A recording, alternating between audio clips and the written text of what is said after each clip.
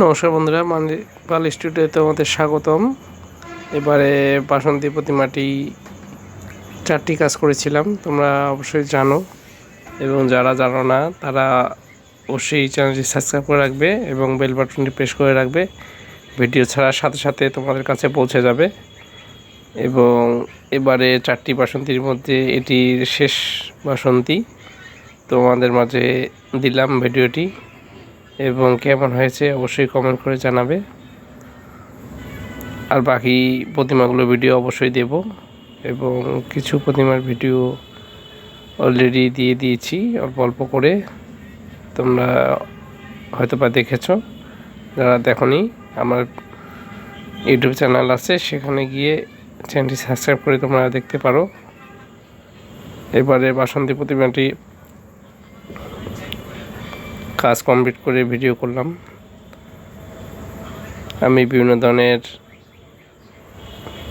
প্রতিমা বিষয়ক ভিডিও দিয়ে থাকি, তোমরা জানো, এবং বিভিন্ন জায়গায় গিয়ে বিভিন্ন ক্যাটালগ দিয়ে ভিডিও করে তোমাদের মাঝে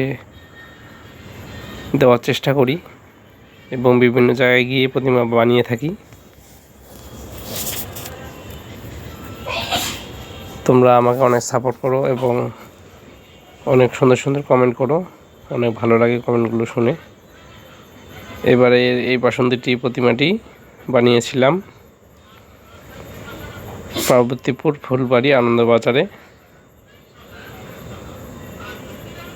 4টি প্রতিমার মধ্যে একটি প্রতিমা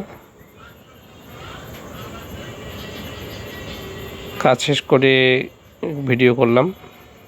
আমি অনেক ব্যস্ত থাকি, তোমরা জানো, তবুও যতটুকু পারি ভিডিও দেওয়ার চেষ্টা করি তোমাদের মাঝে।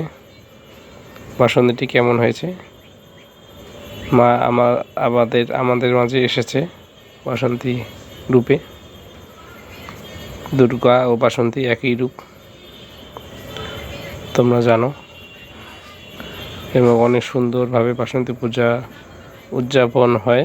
আমাদের দিনাজপুরেও অনেক সুন্দর সুন্দর বাসন্তী পূজা হয়ে থাকে, এবং আমাদের দিনাজপুরে আরও 2টি বাসন্তী প্রতিমা অতিরিক্ত হয়েছে, তোমরা জানো, এবং যারা জানো না সবাই চলে আসবে। বাসন্তী পূজা তোমাদের অগ্রিম নিমন্ত্রণ রইল।